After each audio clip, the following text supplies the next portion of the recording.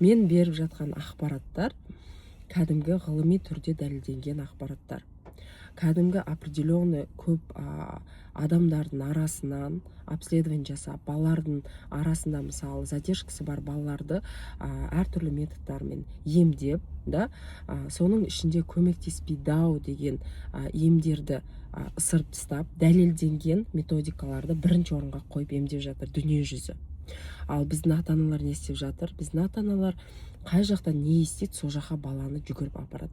Остеопат емдейді деді ма, остеопатқа жүгіріп апарады. А на самом деле балада, допустим, рас болатын болса, балаға бірінші очередь ABA терапия, денверская ранняя модель керек жоқ, ол остеопатта жүгіріп жүреді, уақыт кетіп жатады.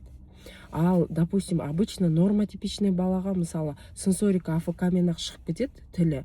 Жоқ, олар алады құрттар емдеп жүреді деген сияқты. Сондықтан менің не үшін айтып жатыр, мен именно финансовый жағынан қиналып жүрген ата-аналар дұрыс жолда жүрсе екен деп жатырмын. Мысалы, витаминдер ішкен жалғыз өзі жеткіліксіз. Витамин ішіп, телевизор көріп отқан балада речь қайдан шығады деген сияқты. Сондықтан мен вообще дәлелденген методиканы қолданамын. И сіздерге де соны советую. Бұл бір жағынан финансовый сіздерге экономия береді. Екіншіден сіздер уақыт жоғалтпайсыздар. Үшіншіден нәтижені ертерек көруге болады.